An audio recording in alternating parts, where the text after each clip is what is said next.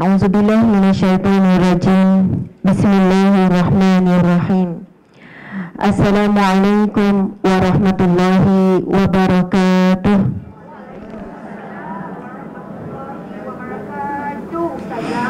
Masya Allah, semangat. Ini ketua kumpulan sorak. Masya Allah. Alhamdulillah. Alhamdulillahi Rabbil Alamin. Marilah sama-sama kita mengucapkan kalimah syukur. Alhamdulillah. Alhamdulillah. Alhamdulillahi Rabbil Alamin.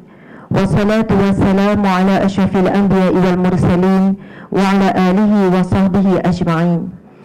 Segala puji bagi Allah, Tuhan yang mentadbir, yang menguruskan, yang mengaturkan sekalian alam. Selawat dan salam buat junjungan agung Nabi Muhammad sallallahu alaihi wasallam. Mudah-mudahan perhimpunan umat Nabi Muhammad di dewan ini pada saat ini disaksikan oleh para malaikat.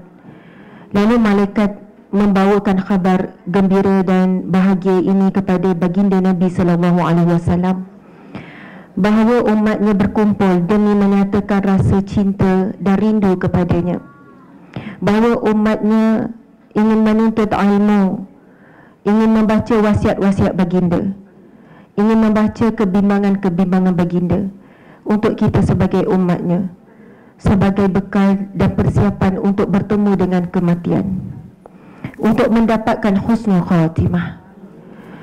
Dan sesungguhnya baginda sudah tentu akan bahagia melihat umatnya menuntut ilmu, umatnya mencari bekal sebagaimana firman Allah Subhanahu wa taala, wa tazawwadu, berbekalah kamu, fa inna khairaz zadi taqwa, maka sesungguhnya sebaik-baik bekal adalah bekalan takwa. Dan di antara ciri-ciri yang disebut oleh Sayyidina Ali radhiyallahu anhu tentang takwa, ada 4 ciri takwa. Yang pertama, takwa itu al-khawf bil jalil, merasa takut, dan ketakutan kepada Allah bukan menjauhkan kita kepada Allah, tapi berusaha sedaya upaya untuk dekat pada Allah. Kalau takut pada makhluk, kita berusaha untuk menjauhkan. Kalau takut pada singa, kita lari. Takut pada ular, kita takut bertembung tengah jalan, nampak anjing liar yang sakit lutut pun lupa, lari, laju. Ketakutan membuatkan kita hilang kawalan diri. Takut hantu. Orang kata lalu bawah pokok jangan naik, jangan tengok pandang atas. Kalau bawah lalu pokok ni kena laju. Laju. Masya Allah. Tetapi takut kepada Allah mendekatkan kita kepada Allah, dan takut buat sesuatu yang Allah tak suka membuatkan kita jauh dengan Allah. Bila tahu benda ni Allah tak suka, takut nak buat sebab takut jauh dengan Allah. Dan bila rasa buat sesuatu bukan kerana Allah, takut je, takut Allah tak terima, takut Allah tahu apa yang dalam hati kita sebenar. Itulah perasaan takut yang sebenarnya salah satu perasaan yang membawakan rasa cinta yang sebenar, yang meluap-luap kepada Tuhan. Ciri pertama orang bertakwa adalah al-khawf bil jalil, takut yang penuh rasa cinta kepada Allah. Yang kedua, al-isti'dadu biyaumir rakhil, iaitu membuat persiapan untuk hari kiamat ataupun kiamat kecil, iaitu kematian. Dan apa yang kita buat pada pagi ini akan membicarakan tentang sebelum tibanya sakaratul maut. Kenapa kita hadir? Kita betulkan niat kerana Allah, sebab Allah suka kita hadir majlis ilmu. Saya ni sebab perantaraan saja, yang tidak boleh memberi apa-apa kebaikan, manfaat ataupun memberikan mudarat. Semuanya datang daripada Allah. Saya, tuan-puan, ibu ayah kita, apa yang kita ada semua daripada Allah. Inna lillahi wa inna ilaihi raji'un. Allah berfirman, allazina idza asabatuhum musibatun qalu inna lillahi wa inna ilaihi raji'un. Ulaika alaihim salawatun min rabbihim wa ulaika humul muhtadun. Ulaika alaihim salawatun min rabbihim wa rahmah wa ulaika humul muhtadun. Sadaqallahul azim. Allah berfirman yang bermaksud, Mereka yang apabila ditimpa musibah, musibah ni peringkat musibah berbeza-beza. Ada orang musibah dia bila dibuat dosa besar, itu musibah. Ada orang buat dosa kecil, itu musibah, sebab dia dah peringkat bukan buat dosa besar. Bila buat dosa kecil, dia punya rasa takut, bimbang tu macam kena hempak batu yang besar, macam dikejar oleh binatang yang buas, dikejar dengan rasa bersalah dengan dosa kecil. Ada orang buat perkara harus, tapi dia bimbang takut jadi sia-sia, padahal harus je. Subhanallah. Lalu mereka mengucapkan, Allah berfirman, lalu mereka mengucapkan, Inna lillah wa inna ilaihi raji'un. Sesungguhnya kami, kita ni, semuanya harta dan segalanya daripada Allah, dan semuanya akan kembali kepada Allah.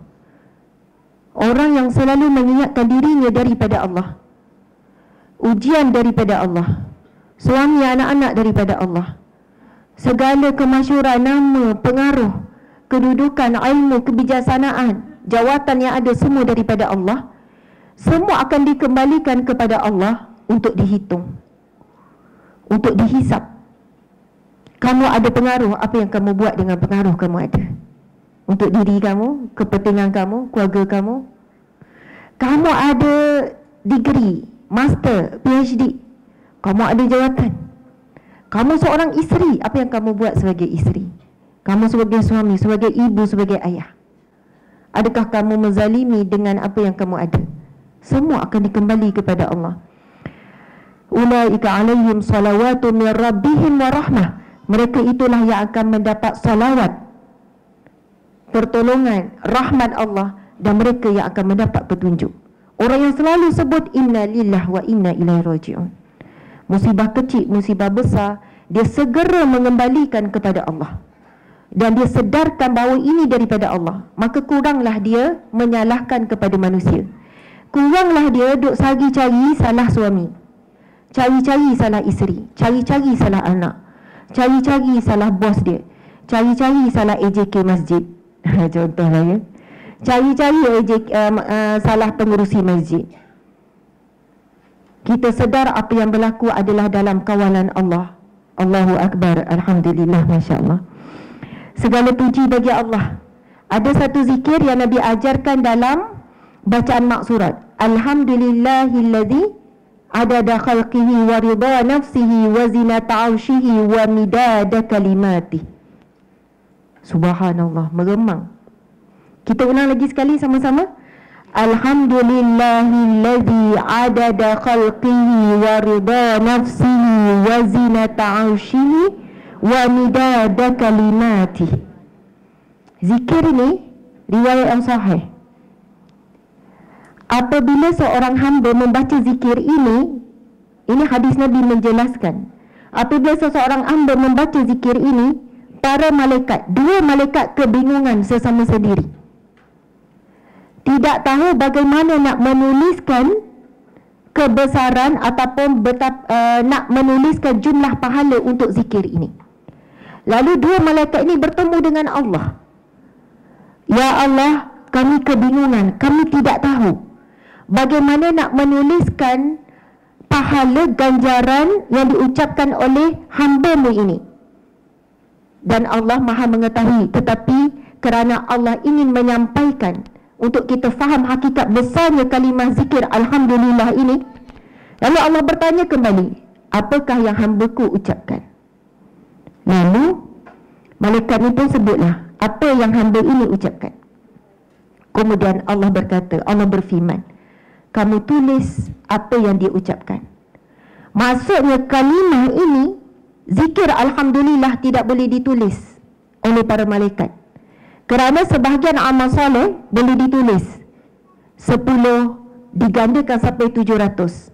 Tetapi untuk kalimah ucapan Alhamdulillah sebagaimana disebut dalam hadis lain, kalimah subhanallah walhamdulillah tamla'u ma bainal ardi was samawat, pahalanya akan memenuhi antara langit dan juga bumi. Nak tulis macam mana? Memenuhi langit dan bumi. Langit tak ada manusia boleh sampai, kecuali selepas kita mati, mudah-mudahan roh kita akan diangkat ke langit. Itu adalah ciri-ciri roh orang yang soleh. InsyaAllah mudah-mudahan kita semua yang hadir di sini dan hadir secara live, sebaik kita telah meninggal, roh kita diangkat dan para penduduk langit bertanya kerana wanginya roh orang soleh. Roh diangkat dengan wangi sampai penduduk langit ini menanti-nanti dan tertanya siapakah ini. Lalu kita akan bertemu dengan roh-roh orang soleh yang berada di langit. Berbeza dengan roh orang yang dimurkai oleh Allah.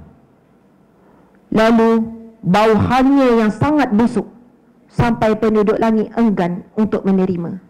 Maka ia tidak boleh berada di atas langit.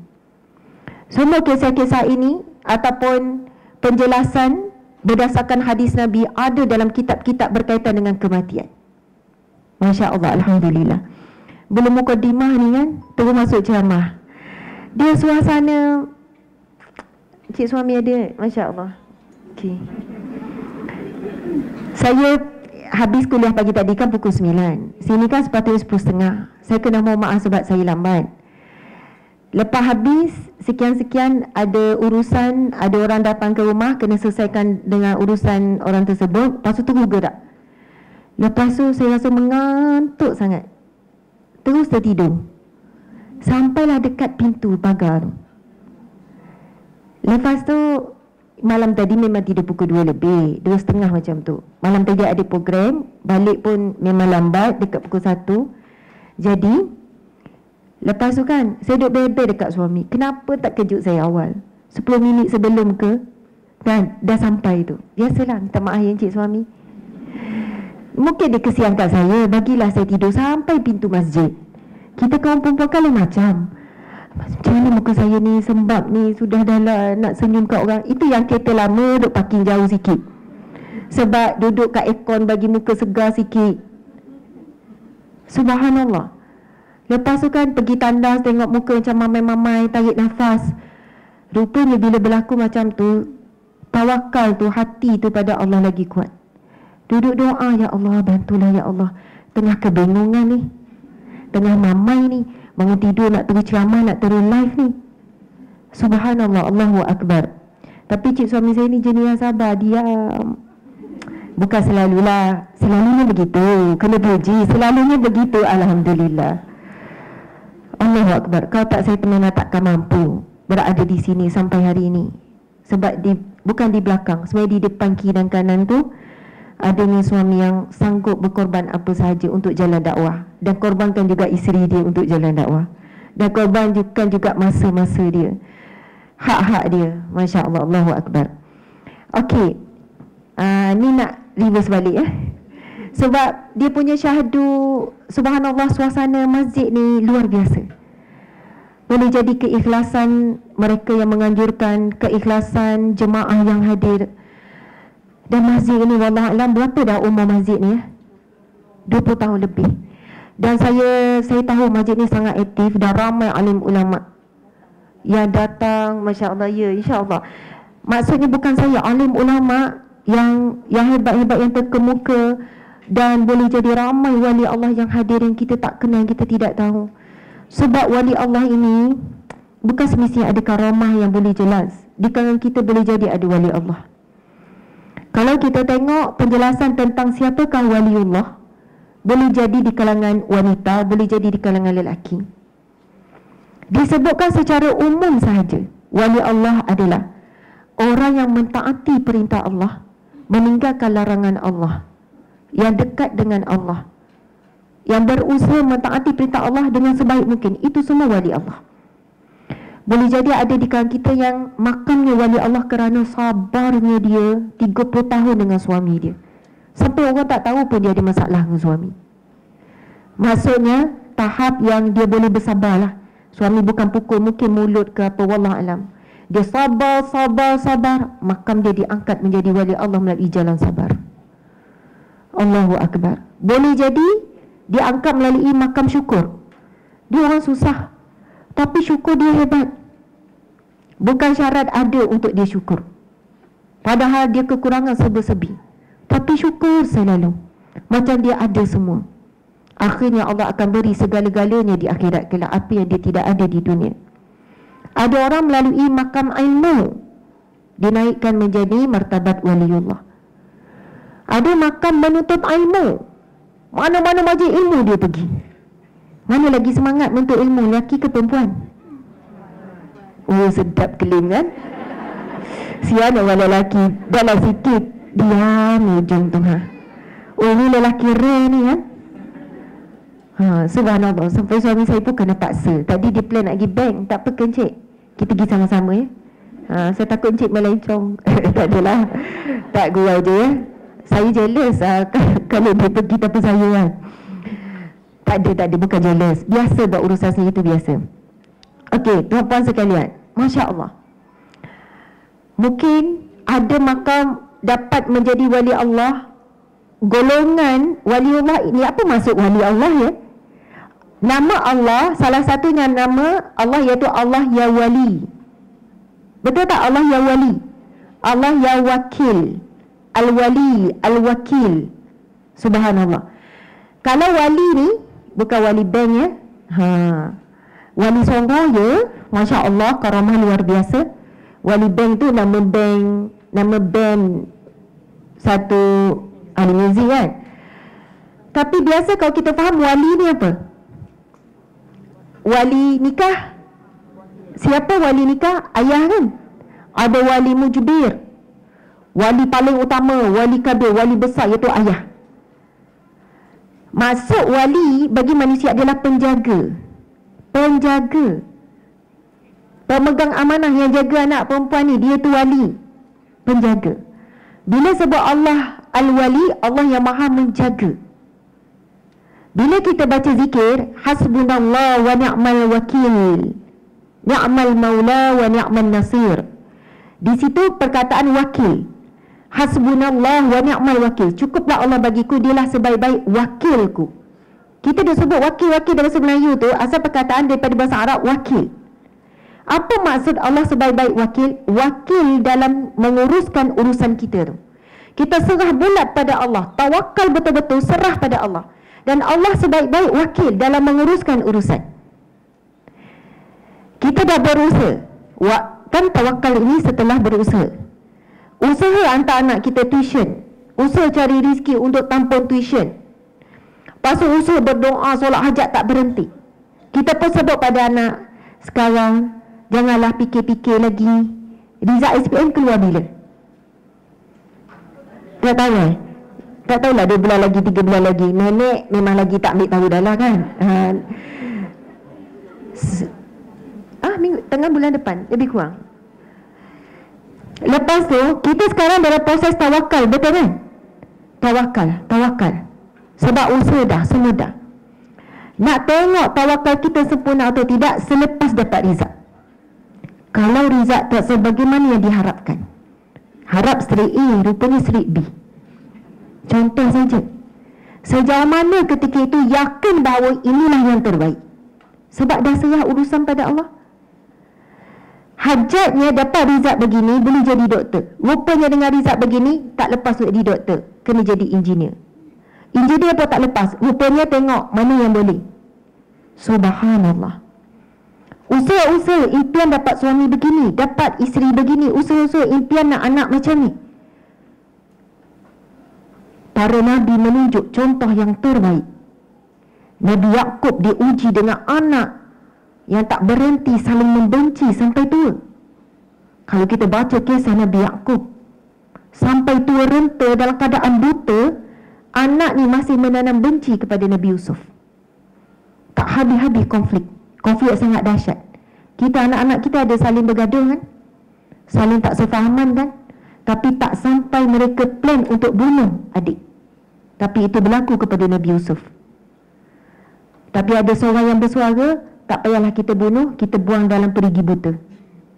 Dan bila Nabi Yusuf dijumpai dalam perigi buta, orang yang jumpa tu, perkataan pertama yang keluar dirakam dalam Al-Quran. Apa perkataan pertama yang dikeluarkan oleh orang yang jumpa, iaitu pembantu kepada orang kaya, musafir, pedagang, pembantu ni, yang keluar, kita beruntung, kita beruntung. Beruntung. Bagaimana hati Nabi Yusuf? Patutnya bila ada orang dewasa jumpa budak-budak dan pergi buta, Ya Allah, kesiannya. Anak siapa ni? Lapar ke tak ni? Betul tak? Tunjuk belah kasihan. Tapi tidak. Zaman itu perdagangan manusia sangat berleluasa. Nampak ada budak kecil, keberuntungan, untung. Makin disiap-siap hati Nabi Yusuf. Tak tahu berapa hari bermalam, bergelap, berlapar, berdahaga di dalam tu. Masuk ke black market ni, perdagangan manusia bukan kehidupan yang mudah. Daripada tempat ke tempat, dan tak ramai yang nak beli sebab budak. Suruh buat apa? Boleh buat kerja apa? Memang sangat sedih. Jauh daripada ayah yang sentiasa melindungi, jauh daripada si adik Bunyamin yang dicintai, dirindui. Maksudnya kedahsyatan yang dibuat oleh abang-abang ni sangat berat. Dan abang ni pandai manipulate. Ayah mata menangis sampai buta mata, tapi guna nama Allah. Tallah, si anak lelaki ni, anak-anak abang-abang ni, tallah, demi Allah, kamu ni tak habis-habis. Wahai ayahku, kamu tak habis-habis menangis tentang Yusuf, mempelekehkan perasaan manusia lain. Berat kan ujian tu? Tu sangat berat. Adakah Nabi Yaqub gagal mendidik anak? Adakah Nabi Nuh gagal mendidik isteri dan anak? Adakah Nabi Lut gagal mendidik isteri dan anak? Allah tidak melihat kepada hasil. Allah melihat usaha kita. Allah melihat usaha. Semua itu Nabi. Sudah tentu Nabi paling baik akhlak, paling kuat tawakal, paling kuat usaha, mesti paling bagus didikan. Tapi kita pula hari ini meletakkan bahagia, berjaya pada usaha, sehingga pada hasil, sehingga tidak mampu bertahan dalam tempoh usaha tak berhasil. Akhirnya rasa sia-sia je aku duduk berusaha selama ni, sia-sia je aku berkorban. Laki aku bukan sayang sangat pun kat aku, sia-sia je. Kenapa kita yang mengukur pekerjaan apa yang kita buat itu sia-sia? Na'udzubillah, takut benar-benar ia jadi sia-sia. Segala apa yang kita dah buat, pengorbanan, keperitan, jadi ibu, jadi ayah, bukan senang. Pasal anak pula tak menjadi. Ingatlah dan bacalah berulang-ulang kisah yang Allah sebut di dalam Al-Quran. Itulah kekuatan hati kita. Dan boleh jadi asbab kita sabar dengan anak. Boleh jadi akhirat kelak Allah ampunkan anak, kumpul balik kat syurga. Semua boleh berlaku. Allah akan beri peluang kepada hamba-hamba yang sabar untuk minta apa. Lalu kita minta, ya Allah, walaupun anakku itu dalam keadaan matinya, dalam keadaan tak solat mungkin, wallahu alam, namun ya Allah, mudah-mudahan ya Allah Engkau ampuni dia, kumpulkan kami kembali di syurga. Allahu Akbar, tidak ada yang mustahil. Okey, kembali kepada perkataan wali tadi tu kan. Wali, apa maksud wali di kalangan manusia? Penjaga agama Allah. Kita jaga agama Allah untuk keluarga kita, itu dah cukup bagus. Untuk keluarga kita, mungkin Allah pilih isteri untuk jadi wali, penjaga agama Allah dalam rumah tu. Dia lah yang duduk bising, baca ilmu. Bang, bacalah bang, awak ni kan tertidur tengok bola. Malam dah 2 malam betul-betul bang. Suami awak nak baca-baca. Tak nak, awak nak baca-baca. Kalau tak nak, diam.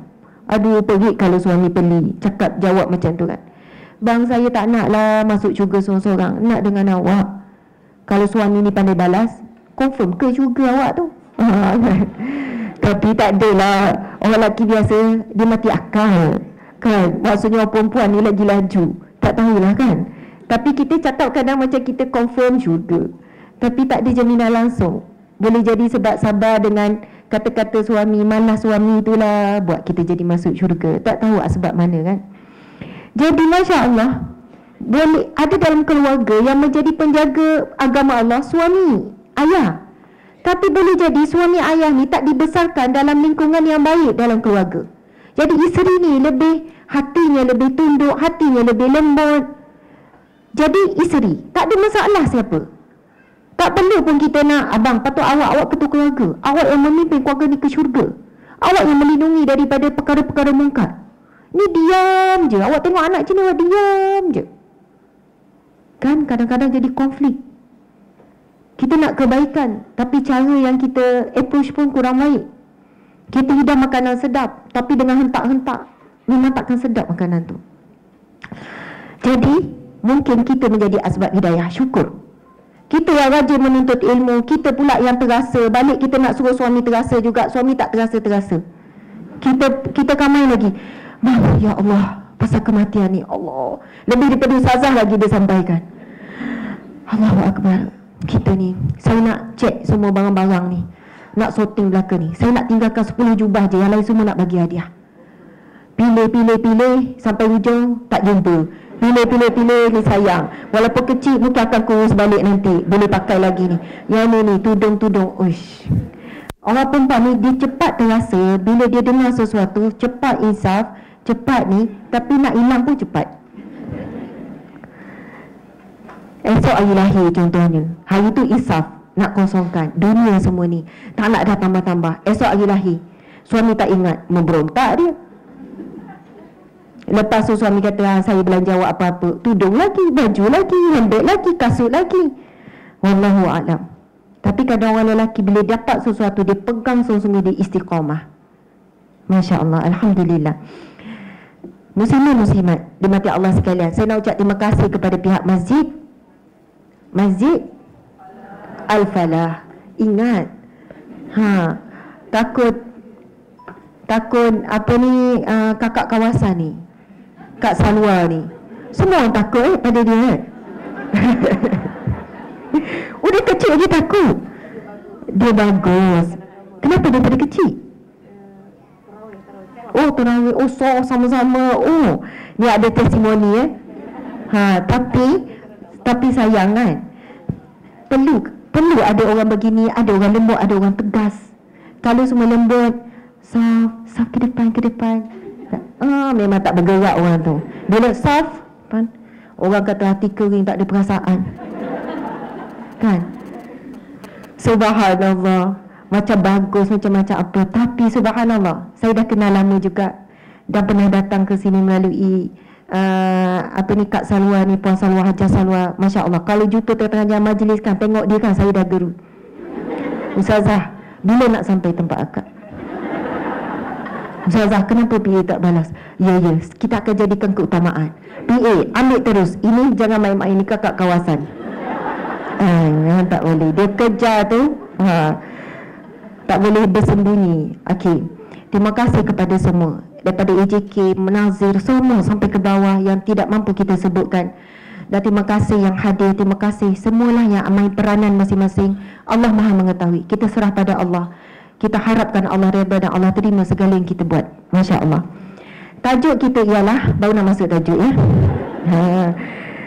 menghadapi detik-detik sakaratul maut. Wahai bakal jenazah sekalian, bakal jenazah, siapa yang umur 70 tahun ke atas, angkat tangan. 70 tahun. Masya Allah, angkat tinggi-tinggi. 70 tahun.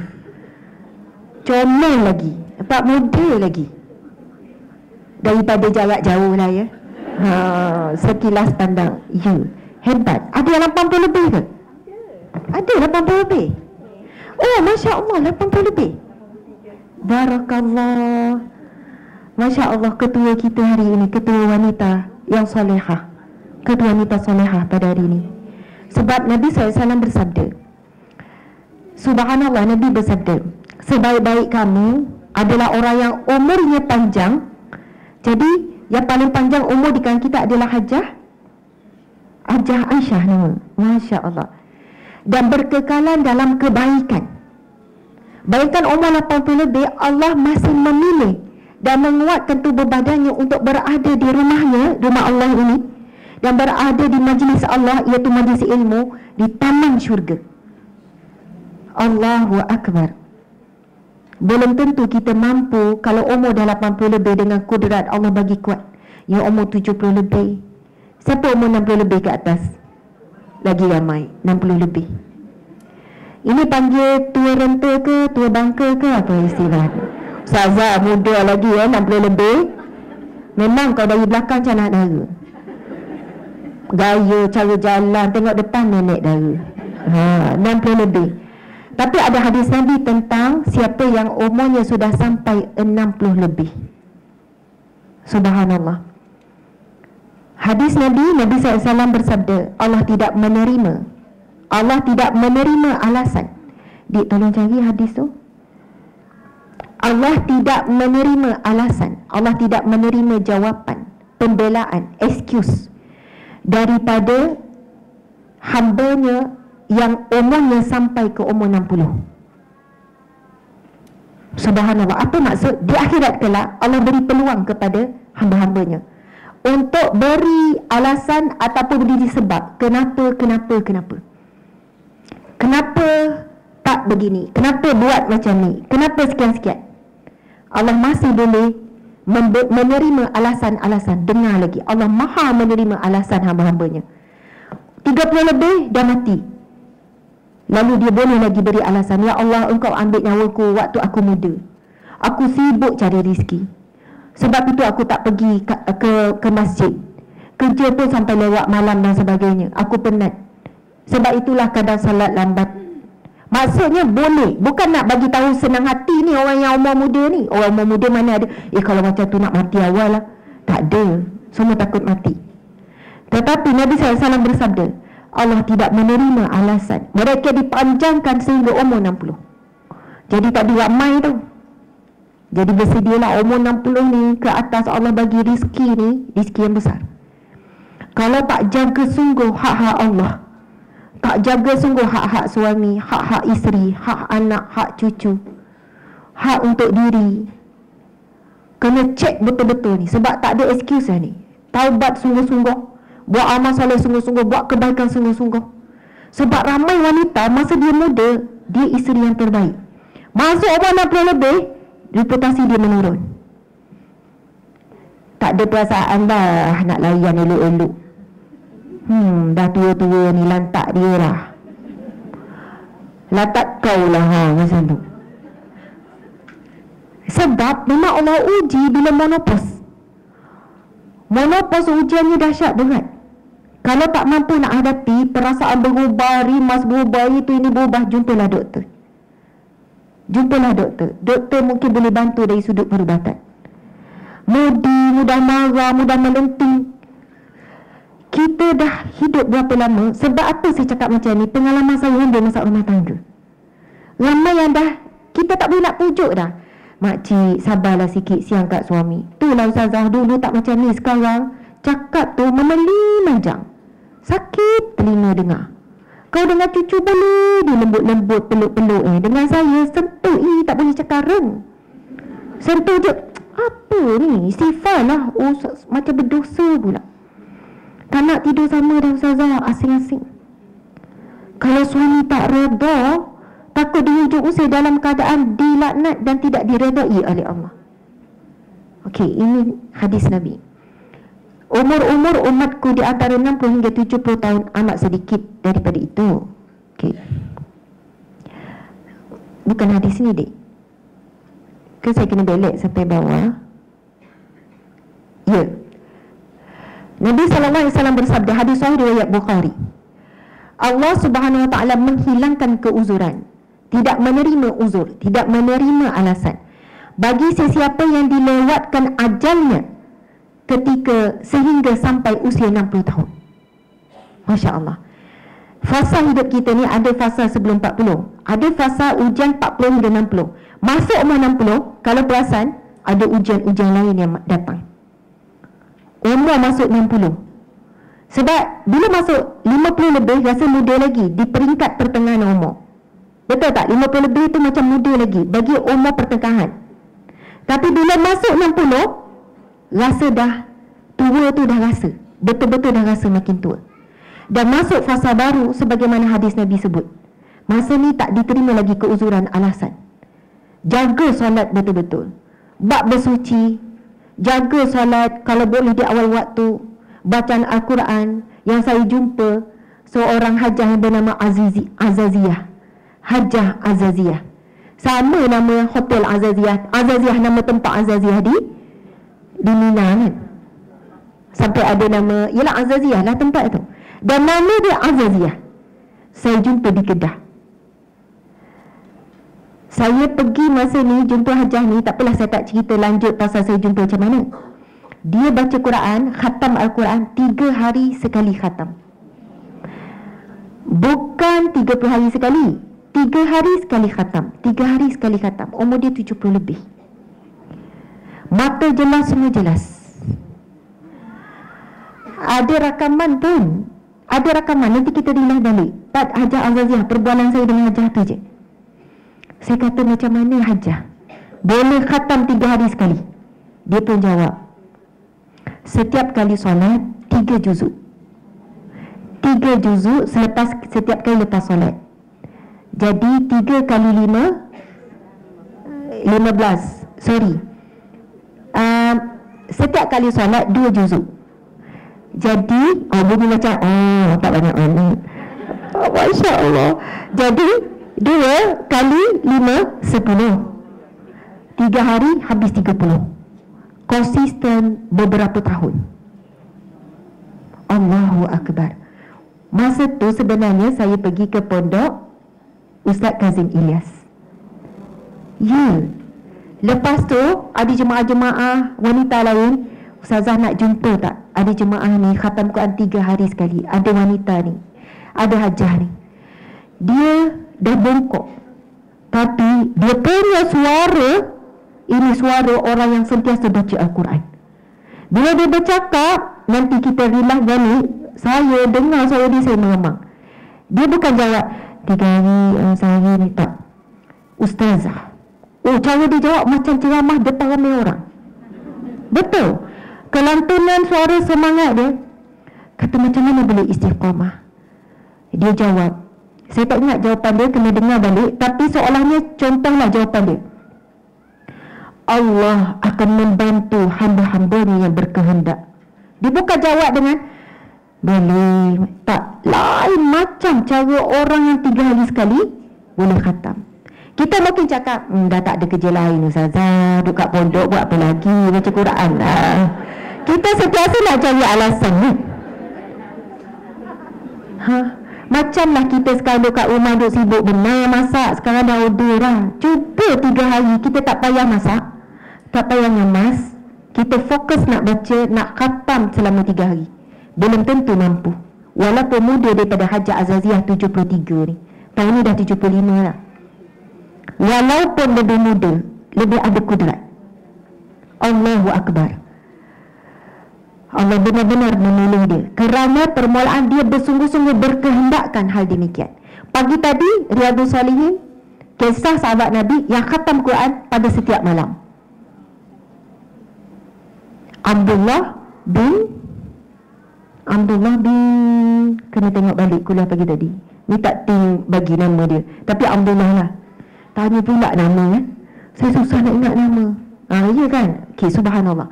Bila Nabi tahu, dia setiap malam tak pernah tidur. Sahabat Nabi ni tak pernah tidur. Sebab apa Nabi tahu? Sebab si ayah datang mengadu. Ayah ni bapa mertua. Dia tanya kepada menantu dia, menantu perempuan, bagaimana dengan anakku? Menantu ni jawab apa? Menantu ini menantu yang solehah, keturunan yang baik. Ini hadis yang sahih, riwayat Bukhari dan Muslim. Ceritanya, ayah ni pergi tanya menantu perempuan, bagaimana dengan anakku? Sebab itu kita nak tahu anak kita jalankan amanah ke tak, kena tanya menantu. Tapi ramai hari ni tak percaya menantu. Macam mana anak dia tak betul, tetap betul juga. Tapi kisah sahabat Nabi ni, ayah pergi tanya menantu perihal anak dia. Lalu menantu ni jawab, wahai ayahku, wahai ayah, suamiku sebaik-baik suami. Dia tidak pernah menyentuhku dan tidak pernah membuka kain penutup wajahku. Kau dah lama tak pernah tengok muka isteri dan tak pernah bersama dengan isteri. Tapi si anak ni menantu bukan nak burukkan, tetap puji dulu. Dia sebaik-baik manusia. Dia seorang lelaki yang soleh. Dia suami yang baik. Maksud tak pernah menyakiti. Tapi dua perkara tu. Ayah ni bila dia pergi jumpa Nabi, cerita pada Nabi. Nabi pun bagi tahu, datangkan kepada dia, datangkan anak kamu, anak lelaki kamu kepadaku. Lalu Nabi pun bertanya, benarkah kamu begini? Lalu dia bagi tahu sebab setiap malam dia akan khatam sekali Al-Quran. Jadi dia tak akan tidur. Jadi macam mana nak bersama dengan isteri? Malam dia akan khatam 30 juzuk Al-Quran. So dia tak tidur, dia tidur sekejap je siang. Dan dia akan berpuasa setiap hari. Sepanjang setahun tak ada satu hari pun dia tak puasa. Lalu Nabi pun berkata kepada dia, sebaik-baik. Nabi pun menjawab. Nabi kata, sesungguhnya hamba Allah yang paling kuat ibadah adalah Nabi Daud. Yang paling elok ibadahnya adalah Nabi Daud. Dan Nabi Daud berpuasa selang sehari. Maksud Nabi nak suruh dia selang sehari. Ada hari dengan isi, dengan keluarga, beri hak makan sama-sama. Lepas tu Nabi pun kata, Nabi bagi cadangan pertama, kamu khatam sekali cukup 1 bulan sekali. Daripada sebulan 30 kali, Nabi bagi solution, sebulan sekali je khatam. Lepas tu dia jawab kepada Nabi, ya Rasulullah, saya mampu buat lebih daripada tu. Kalau begitu 20 hari sekali kamu khatam. Ya Rasulullah, saya boleh buat lebih baik daripada itu. Saya mampu buat. Kalau begitu kamu khatam 10 hari sekali. Nabi layan. Tak ada Nabi nak marah macam bagus sangat, lawan-lawan pula.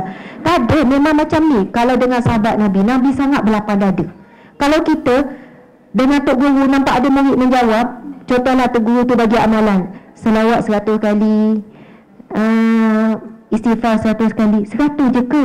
Oh kan jawab. Tapi kadang dengan Tok Guru kita baik dalam hati sikitnya. Macamlah kadang Tok Guru orang alim soleh ni, dia tahu kadar kemampuan. Belum tentu istiqamah 100 tu. 100, 300, 500, 1500 jauh beza tu. Contohnya. Lepas tu nama siapa dah? Abu Abdullah bin Amr Al-Ash radhiyallahu anhu, sahabat Nabi. Okey. Muslimat.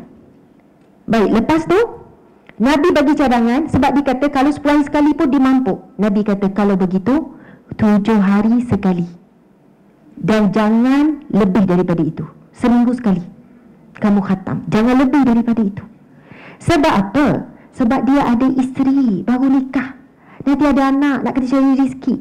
Berbeza Hajah Azaziyah ni. Maksudnya bukan kita nak kata, oh Hajah tu tak ikut apa Nabi suruh. Tak boleh cakap begitu. Nabi bagi kadar. Tetapi sahabat Nabi ni bila dah tua dia cakap apa? Namun sekarang aku merasa sangat menyesal. Kenapa aku tidak menerima saranan Nabi sebulan sekali je khatam? Kerana disebabkan perbuatanku memberatkan diriku di hadapan Nabi ketika itu, sampai sekarang, sampai dah tua pun, dah Allah panjangkan umur dia, dia kena usaha seminggu sekali khatam. Masya Allah. Allahu Akbar. Kita kadang-kadang begitulah kan. Masa semangat depan dengar ceramah insaf, Allahu Akbar, jumpa depan Tok Guru sekecil, Syekh bagi amalan Syekh. Syekh pun bagi 100 kali. Syekh lagi Syekh, oh minta lagi kan. Bila balik dah lalai semula pun tak boleh nak buat amalan. Jadi bila terima tu, sama sahabat Nabi ni dalam semua hadis yang berkaitan dengan kisah ni, semua dia kata dia menyesali bila usia tua. Sebab bila diberi amalan oleh guru mursyid, oleh guru, orang alim, kita kena pegang betul-betul. Kalau tak, dia menjadi satu fitnah, ujian bagi kita.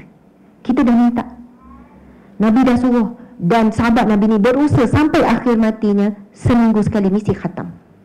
Masya Allah, Allahu Akbar. Subhanallah, muslimat. Okey, kita teruskan. Berkenaan dengan pasal mati, dah bersedia belum nak mati? Siapa dah bersedia angkat tangan? Malaikat maut pun nak tengok juga. Siapa dah bersedia ni nak mati ni? Tak sanggup kan nak cakap bersedia kan? Walaupun dah bersedia, insya-Allah je lah, insya-Allah. Siapa yang insya-Allah angkat tangan? Ada yang kan, insya-Allah dah bersedia. Masya-Allah. Kita akan bacakan beberapa perkara. Kalau tak lepas lagi, jangan mati lagi. Kalau dah lepas, dah boleh lah, sila meninggal. Bukan begitu ya. Memang tak boleh. Itu kalau ayat-ayat orang gaduh, sila meninggal. Macam tu. Masya-Allah. Pasal kematian kan, sebut pasal kematian. Saya pernah tanya soalan ni 5 tahun lepas ke 6 tahun lepas. Masa ni bukan saya ceramah berleluasa lagi, dan kuliah kecil-kecil. dekat satu kampung. Saya tanya, siapa yang dah bersedia untuk mati? Sebenarnya soalan tu bukan tanya betul-betul saja nak timbulkan berfikir kan. Memang ada sungguh yang angkat tangan. Makcik, seorang makcik angkat tangan. Dia duduk atas kursi roda. Dia datang hadir dekat masjid tu, dan kadang dia memang tak boleh berjalan, dia lumpuh. Tapi ada orang yang hantar, anak dia hantar, dan duduk atas kursi roda. Lepas tu dia angkat tangan. Makcik, kenapa makcik? Makcik dah siap-siap dah ustazah nak mati. Makcik dah ready dah. Bila masa pun insya-Allah. Yakin je. Kita pula yang makcik tahan tak ni makcik. Kan? Yelah ustazah tanya usah mati kan. Yelah cik dah ready dah orang negeri 9. Macam mana makcik dah ready? Kapan semua dah ada. Betul dia jawab. Kapan semua dah ada. Kelengkapan untuk siapkan acik jadi jenazah semua dah siap. Ada dalam satu beg. Pergi mana-mana acik bawa. Dia mana aku pergi jalan aku acik bawa semua. Yang acik sedih, dah 2 kali dah acik siap untuk acik, tapi orang lain yang guna. Siapa yang guna? Suami acik mati dulu. Lepas tu dah siap-siap semula, anak pula yang pergi. Tu cakap orang Nawawi kan, yang pergi dulu. Acik buatlah yang baru. Siap dengan duit sekali ada dalam tu, tak nak nyusahkan orang. Berapa anggaran kos tu semua ada berlaku dalam tu. Hari-hari ingatkan anak, wasiat-wasiat acik supaya dia orang tak lupa. Yang ni untuk siapa, ini apa. Acik tak nak ada apa-apa terikat dengan manusia, tak nak ni dengan manusia. Acik cuba hari-hari fikir ada lagi tak selesai dengan manusia, dengan anak, dengan cucu, dengan apa semua. Lepas tu dah siapkan kapan apa, hari-hari acik ingat mati. Memanglah dah siap dah semua, dan dibawa pergi mana-mana.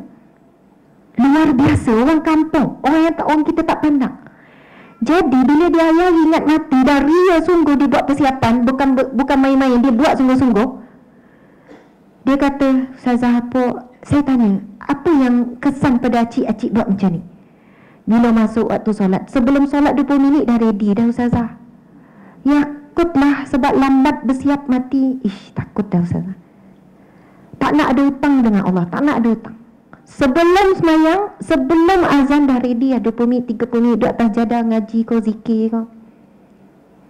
Jangan lambat. Kalau buat salah, jangan lambat, tangguhkan taubat. Jangan tangguhkan minta maaf dengan manusia. Minta maaf dengan anak, acik biasa buat. Kau ada salah dengan anak-anak, ada salah dengan cucu, tolak tepilah. Maksudnya kita kadang ego kita besar dengan anak. Kita nak anak datang minta maaf. Rupanya anak pun ada nyimpan dendam tu, cuma dia tak mampu nak cakap apa yang dia rasa masa dia kecil, apa perasaan dia sekian-sekian. Kita pula tak ingat dah apa yang kita cakap, yang kita buat masa kita muda dulu. Kita dah ingat apa yang anak kita buat. Tapi kalau kita fikir pasal mati, tolak tepilah semua perasaan, tolak tepilah. Ya Allah, aku ampunkan segala dosa anakku. Aku redha ya Allah terhadap apa yang anakku buat. Aku redha ya Allah. Ini ujian untukku ya Allah. Kau berilah aku perasaan sabar dan redha terhadap anak. Kerana yang aku harapkan sekarang redha-Mu ya Allah, kemaafanmu ya Allah. Apalah sangat dengan kemaafan dan redha kita pada manusia, sebab redha Allah itu lebih utama. Sebab itu dalam hadis Nabi SAW bersabda, ini persiapan menghadapi kematian. Redha dengan segala ketetapan ujian daripada Allah. Ini persiapan yang sebenar nak hadapi kematian. Mungkin ada yang kata, ustazah tak adab lagi masalah anak-anak. Saya anak 7 orang, semua dah sekolah, ada remaja, ada ujian. Saya yang duk ceramah pasal didik anak, Allah uji. Saya yang duk cakap pasal sabar, Allah uji pasal sabar. Pasalnya Allah uji kadang bukan lama, lepas cakap berapa ketika Allah uji. Usaha sembunyikan ujian Allah, usaha sembunyikan tangisan, keperitan, penderitaan, supaya Allah tahu seraga, Allah tahu. Sebab tu kadang-kadang nak berhenti ceramah, sebab tak tahan diuji dengan apa yang dicakap. Kita cakap dengan suami kena macam ni, Allah uji perangai buruk kita, tak boleh tahan sabar. Allah uji sekian-sekian. Bila kita cakap pasal ibadah sekian-sekian, Allah uji. Allahu Akbar. Masya Allah. Tuan-puan, muslimin muslimat dimana Allah sekalian, saya faham ada umur-umur tertentu kita sensitif sangat. Anak lambat pula WhatsApp, sensitif. Anak tak telefon lebih daripada 3 hari, lebih daripada seminggu. Mak ni setiap solat tak lupa doakan kau. Allahu Akbar. Sebab terasa hati je, sebab tu cakap macam tu. Tapi sebenarnya bukan daripada hati, tapi takut terbiasa sampai anak jauh hati. Dulu anak sayang, lama-lama tengok nama mak naik, anak tu trauma. Sudah dah lah, mak mesej apa lah ni, mak nak marah apa. Tengok miss call mak, abang, mak call. Jadi ketakutan lah pula. Adakah kita ibu yang memberikan hati anak kita gembira sampai sekarang, rindu sampai sekarang? Anak kita nak lagi hubungi, bercerita masalah dia. Ataupun kita jadi, na'udzubillah, ibu yang judge. Itulah mak dah cakap sehari zikir suruh Quran, tengok apa yang jadi. Dah, lepas tu dia tak nak cerita dah lah. Dia tak nak dah lah. Padahal masa kita muda pun kita lalai, kita keras juga dulu. Sekarang dah tua je lembut. Semua Allah dah tua kan. Tapi masa muda dulu keras juga. Lupa masa muda dulu kita macam mana.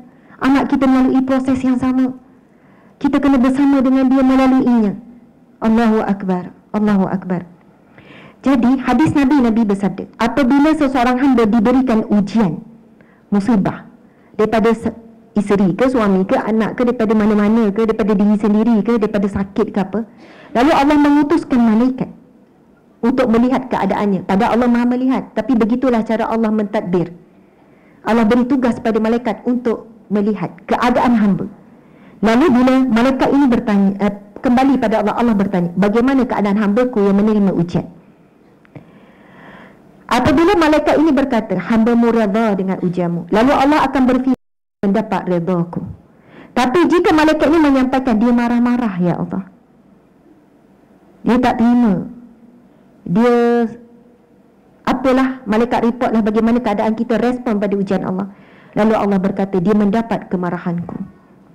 Allahu Akbar. Ini perkara yang sangat berat. Bila saat dekat dengan mati, menjelang kematian, yang paling kita dambakan adalah sebagaimana dalam firman Allah. Allah berfirman, auzubillahi minasyaitonirrajim, ya ayyatuhan nafsul mutmainnah. Boleh tak ikut sama dengan saya? Okey, duduk tegak semua, tarik nafas. Tarik, tahan dalam 2 saat. 2 saat sekejap sangat Ustazah. 5 saat. Saya kira tahan, lepas tu lepas dengan kalimah Allah ataupun ya Allah. Boleh ya? Sebab kita masih bernafas. Satu hari kita tarik, kita tak boleh lepas lah. Satu hari nafas kita akan terhenti. Subhanallah. Kalau ikan tak ada air tak boleh hidup kan? Tapi manusia ada udara pun sampai tahap mati dia tetap tak boleh hidup bila Allah menghentikan nyawanya. Masya Allah. Okey, tarik nafas, tahan, lepas. Allahu Akbar. Tarik, tahan.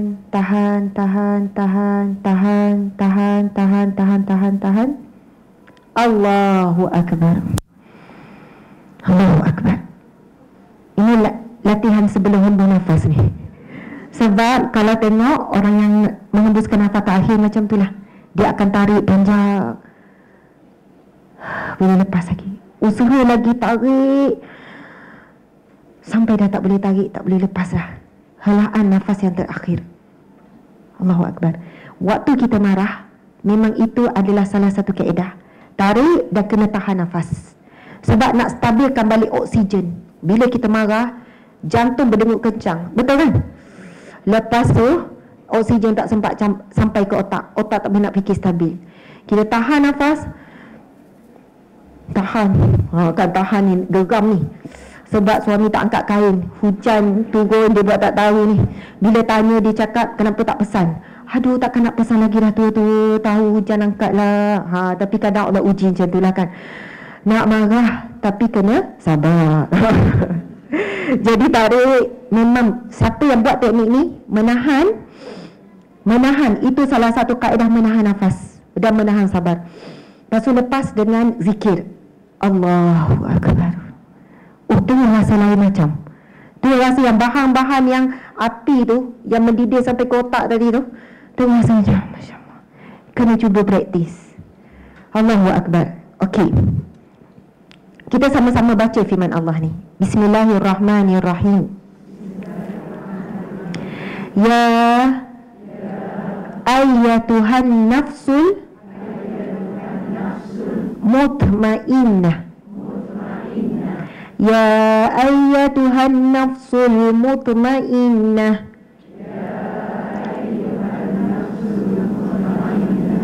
Ya ayyatuhan nafsul mutmainnah.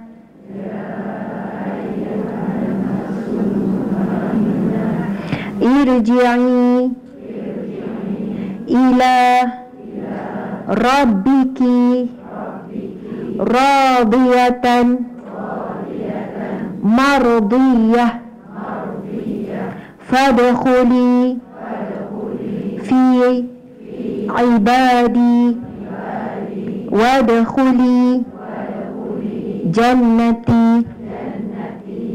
Sadaqallahul azim. Bismillahirrahmanirrahim. Ya ayyatuhan nafsul mutmainnah, irji'i ila rabbiki radiyatan mardiyah fadkhuli fi ibadi wadkhuli jannati. Sadaqallahul azim. Inilah impian kita semua. Saat kita mati, kita dipanggil dengan panggilan ini oleh Allah Subhanahu wa taala. Allah memanggil kepulangan kita bila keluarga roh daripada jasad, dipisahkan roh daripada jasad. Ketika itu Allah memanggil, ya ayyatuhan nafsul mutmainnah, wahai roh yang tenang, wahai nafsu, wahai jiwa, wahai roh yang tenang, irji'i, kembalilah kamu, ila rabbiki, kepada Tuhanmu, radiyatan, dalam keadaan kamu redha kepada Allah, mardiyah, dan kamu dapat redha Allah. Fadkhuli fi ibadi, maka masuklah kamu di kalangan hamba-hambaku. Diangkat roh yang diredai oleh Allah ini, dimasukkan bersama dengan orang-orang roh orang saleh. Wadkhuli jannati, dan masuklah kamu ke dalam syurgaku. Allahu Akbar. Allah jemput kita untuk berada di kalangan roh orang saleh, dan Allah jemput kita masuk ke dalam syurga. Namun sebab belum hari kiamat, kita akan ditukarkan kubur kita ibarat seperti syurga, taman syurga.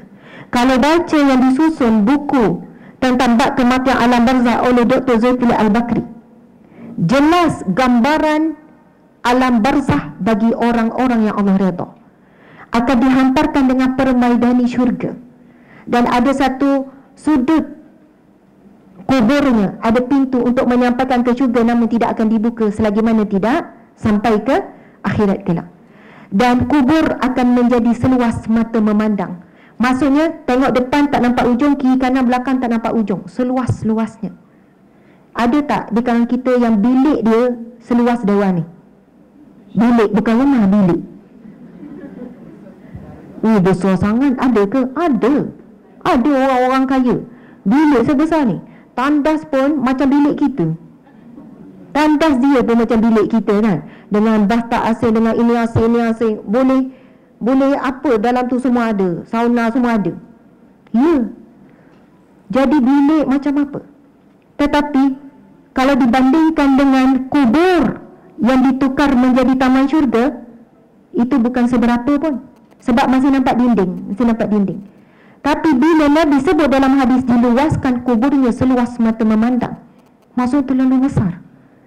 Duduk di dalam kubur dalam keadaan indah, rehat. Inilah impian kita semua. Rumah yang jauh lebih baik daripada rumah kita sekarang. Kerehatan yang lebih baik daripada kerehatan di dunia. Jadi sekarang dah tak pukul 12. Kita kena pergi. Kita dah habis dah waktu sebenarnya. Sampai 11.45. Kita nak pergi pada amalan-amalan lah pula ya. Amalan untuk mendapat husnul khatimah. Subhanallah. Masya Allah. Ibunda, bonda Ustazah Zawiyah. Kemudian sebelahnya ni, ya Yanti. Ini ahli khidmat Ustazah Zawiyah. Kadang ahli khidmat kepada Ustazah Zai. Kuat sangat khidmat dia. Masya Allah, bonda. Bonda kena duduk atas ni. Ni Ustazah Zawiyah ni, murabi kita. Tapi Ustazah tak berubah, Ustazah. Makin muda. Masya Allah. Allah Akbar. Segan saya. Sebab Ustazah datang. Mujurlah dah hujung-hujung Ustazah. Syukur saya dah hujung. Ustazah Zawiyah ni bekas pegawai tinggi JAKIM. Masa saya jadi staf pegawai JAKIM mula masuk, ini beliau lah idola ataupun qudwah hasanah. Bagaimana melalui pekerjaan beliau menunjukkan, menjalankan amanahnya. Ustazah berakhir dengan Ustazah berhenti sebagai KPP, Ketua Penolong Pengarah. Subhanallah, Allahu Akbar. Dan sampai sekarang benda Ustazah masih lagi aktif menyampaikan dakwah, ceramah, kuliah, sangat aktif. Dekat sini pun ada kan? Ada kuliah Ustazah yang tetap? Tak ada? Belum. Masya Allah. Subhanallah. Suara Ustazah, kalau kita tahu, mudah-mudahan kita selalu ikuti Ustazah, selalu buat live juga. Mungkin ramai yang tak cam, Ustazah boleh ke jemput Ustazah bangun sekejap. Ramai yang duk intai-intai mana satu. Tak baik sebenarnya minta guru bangun kan? Allahu Akbar. Ustazah sepita selalu Ustazah. Assalamualaikum. Okey, terima kasih. Malu benar. Subhanallah, Ustazah raya sangat tawaduk merendah diri. Barakallah. Kami ada dalam satu grup, tapi Ustazah ni suka doakan orang. Kan dalam grup WhatsApp ramai-ramai, kadang kan kita ni keri-keri buat tak nampak dia mesej orang kan. Kadang ada orang ucap, ya kadang sibuk, kadang bukan betul-betul sibuk, cuma kita tak luangkan masa. Tapi apabila Ustazah ni antara orang yang bukan sebut aktif, Ustazah sibuk, tetapi kalau ada ucapan ilahi, Ustazah tak miss ucap siapa pun yang dalam grup tu, doakan ke apa. Saya kadang memang melihat bagaimana Ustazah tunjuk contoh, bukan tak sibuk dengan jadual, dengan kudrat, dengan keadaan dan sebagainya. Barakallah. Kita kadang dalam grup ramai-ramai kawan taman dan sebagainya kan, ada seorang ucap pada tu, kita nampak, kita malas je nak tulis, kadang copy je, edit sikit kan. Subhanallah, Allahu Akbar. Subhanallah. Ya, saya pun selalu copy, lepas tu edit sikit, lepas tu saya minta maaf ya, copy. Tetapi saya nak tanya, bila kita ada ilahi, dalam grup ramai ada 100 orang contoh, ada orang ucap ilahi, gembira tak? Gembira. Rasa macam kita siap mention, terima kasih, kita reply orang yang komen dia kan. Terima kasih. Walaupun ucapan begitu, nak kata diri dah berubah, kaedah ucapan pun berubah. Kek pun tak ada yang betul dah, gambar je. Hai macam tu lah. Kau nak ada apa, nak kereta, gambar kereta sampai. Tapi nak macam mana, itulah kita pun kena berasimilasi hidup dalam situasi begini. Jadi saya nak bacakan hadis Nabi yang berkaitan dengan yang kita sedang sebut, gembirakan hati orang. Satu ketika hadis yang sahih, Nabi SAW ditanya oleh seorang sahabat, ya Rasulullah, siapakah orang yang paling dicintai oleh Allah? Dan ditanya dua soalan, ya Rasulullah, siapakah orang yang paling dicintai oleh Allah? Yang kedua, ya Rasulullah, apakah amalan yang dicintai oleh Allah? Subhanallah. InsyaAllah kita akan kemaskan perbincangan kita, persiapan untuk menghadapi kematian, di amal kematian dengan jawapannya daripada hadis Nabi ini. Lalu Nabi SAW menjawab, orang yang paling dicintai oleh Allah ialah orang yang paling banyak memberi manfaat kepada orang lain. Bukan orang lain, Nabi sebut orang yang paling banyak memberi manfaat. Dan tolong jangan bayangkan orang lain. Oh, kalau gitu Ustazah lah ya, sebab ceramah banyak manfaat Ustazah bagi. Oh, kalau macam tu pemimpin lah kot. Tak. Sebenarnya hadis ini ditujukan kepada kita semua. Kita boleh jadi orang yang bermanfaat kepada suami. Ramai isteri tak doakan suami, dia doa anak cucu, doa diri sendiri. Jangan doa untuk suami. Doa Alhamdulillah, Masya Allah. Tapi kan Ustazah kan kadang-kadang isteri dia kurang berdoa untuk suami. Suami doa tak untuk isteri. Cakap berapa angguk je macam, kan nak angguk takut, Encik suami doakan saya. Bila saya live kan, kita terpaksa lah angguk kan.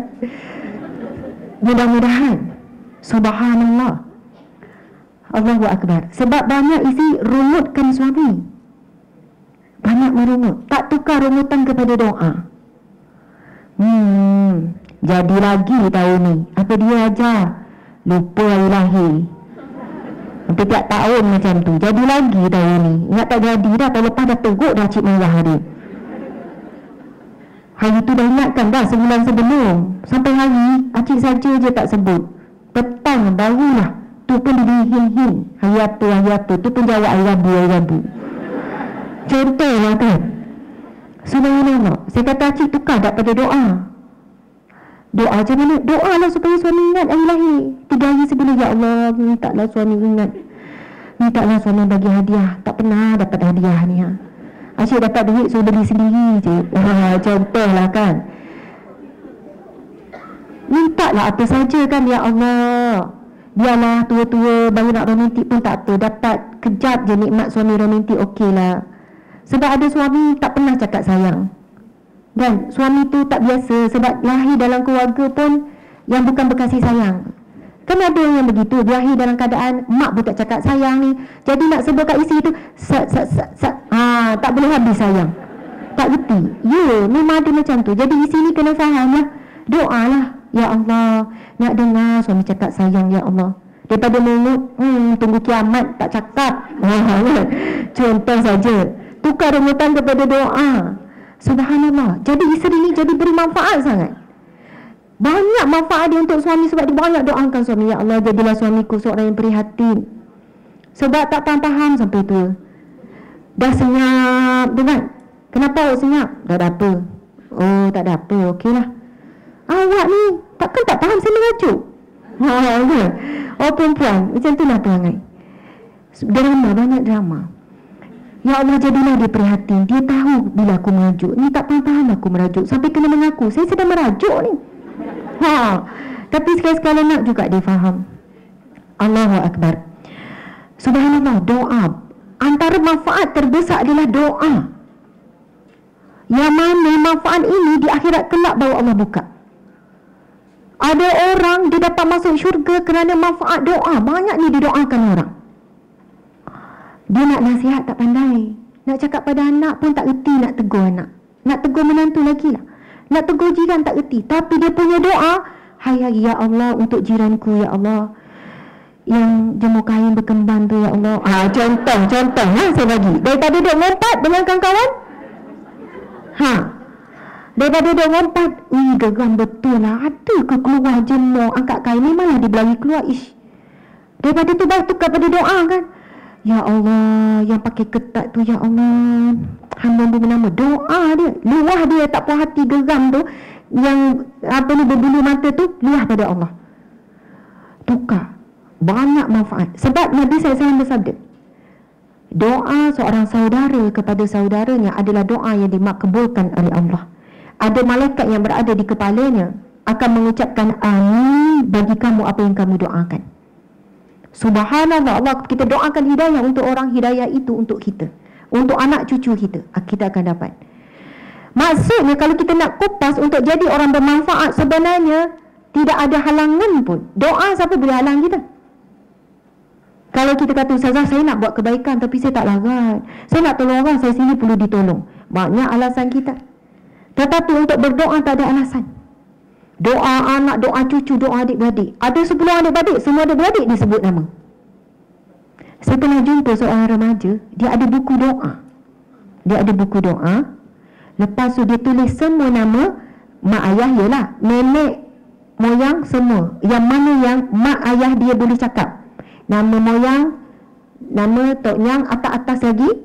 Lepas tu nama adik-beradik semua. Lepas tu nama sepupu, mana ahli keluarga, tulis senarai.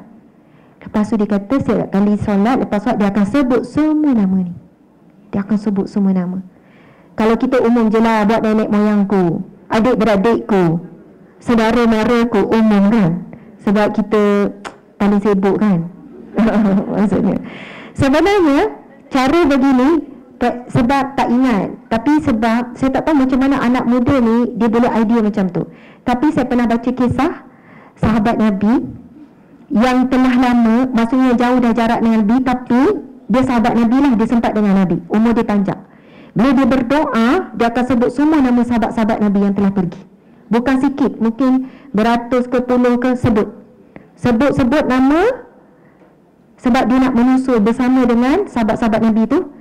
Kemudian dia akan tutup dengan apa? Ya Allah, matikanlah aku pada malam ini. Kita tak berani nak buat macam tu. Nak buat malam ni, sebut-sebut nama nenek moyang, doakan apa gini. Ya Allah, matikanlah aku. Oh, tak sanggup. Allahu Akbar. Sebab bayi je boleh gelang 2 bulan lepas. Contohlah, dunia tu terlalu banyak mengikat kita. Bayi je minta nak pergi jalan ke London, contohlah kan. Bayi ni, maksudnya terlalu banyak plan dunia yang belum yang mengikat kita. Tapi kenapa sahabat ni minta? Dia bukan minta untuk mati. Ayat dia tu adalah dia bersiap sedia untuk mati, dan dia tahu dengan kematian lah. Saya faham, ada nak kena ambil anak sekolah kan? Faham, tak apa. Okay. Sebab dia faham dengan kematian lah dia boleh bertemu semula dengan Nabi dan semua nama sahabat yang disebut tu.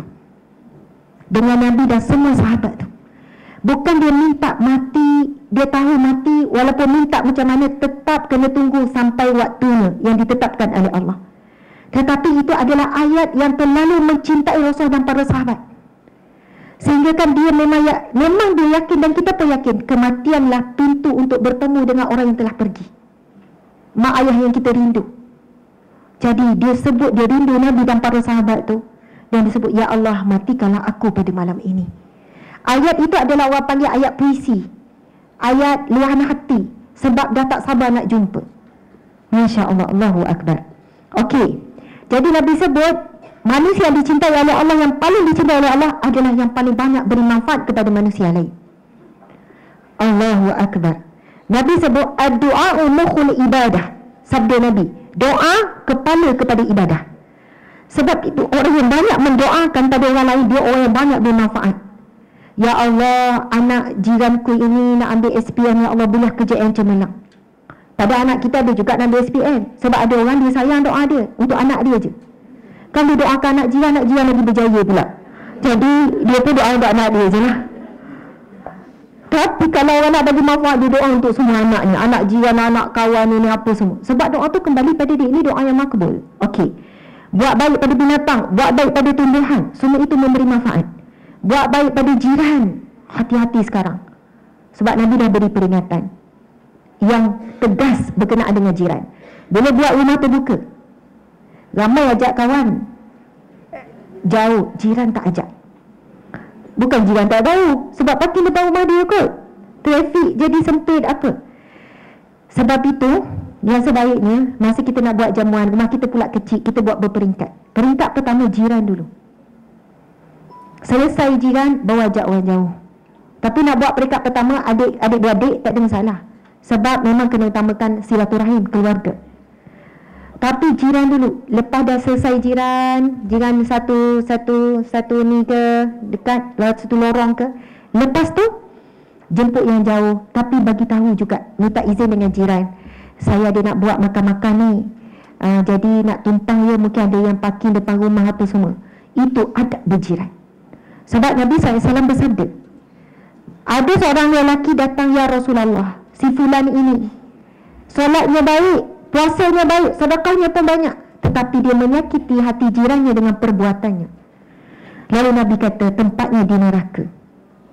Ya Rasulullah, si fulan ini biasa je solat ibadah semua biasa, tapi dia tidak, dia menjaga hak jirannya. Lalu Nabi jawab, tempatnya di syurga. Dalam hadis yang lain Nabi sebut, aku menyangkakan jiran boleh mewarisi harta, kerana betapa banyaknya peringatan malaikat Jibril tentang jiran. Banyak. Subhanallah. Dan Nabi SAW bersabda, man kana yu'minu billahi wal yawmil akhir falyukrim jarahu. Orang yang beriman kepada hari kiamat dan beriman kepada Allah, ciri-cirinya orang yang muliakan jiran. Mungkin dah lama kita tak beli hadiah dekat jiran. Kami ada bawa banyak barang-barang yang boleh dijadikan hadiah. Sempat selit tu kan. Ya, mungkin barang jualan kat luar tu bukan untuk diri sendiri, tapi beli untuk jiran. Wallahu a'lam. Betul ni? Tak beli ni pun terpulang. Makan, dulu orang masak suka lebih sebab bagi kat jiran. Kalau mak ayah saya memang suka masak, mesti lebih. Kita dah tahu dah, nak bagi kat jiran, nak bagi kat ni, tak ada masak cukup-cukup ahli keluarga. Masak mesti lebih. Jiran kan ramai, hari ni rumah ni, hari ni rumah ni, hari ni rumah ni. Kalau beli kuih ataupun tempat kuih mesti lebih. Mesti ingat, gila-gila lah, bukan sekaligus boleh bagi. Mungkin hari ni 2 buah rumah. Ini orang yang beriman pada hari kiamat, ada kelebihan dia di akhirat kelak. Okey, 4 ciri, 4 amalan yang Nabi jawab yang dicintai oleh Allah. 4 amalan yang dicintai oleh Allah menjawab kepada soalan sahabat Nabi ini. Yang pertama Nabi sebut, menggembirakan hati orang lain. Masya Allah, menggembirakan hati orang lain. Puan-puan, ibu-ibu, senyum jap kat orang sebelah, pasu puji sikit orang sebelah. Apa-apa pujian? Pujilah. Comel ke, lawa ke, nampak muda ke, gelap pula, ajar-ajar. Betul ni, tolong tegur orang sebelah, takut daripada tadi tak tegur pun. Okey, bagi salam, tegur dan puji. Saya minta puji. Pujilah apa-apa orang sebelah.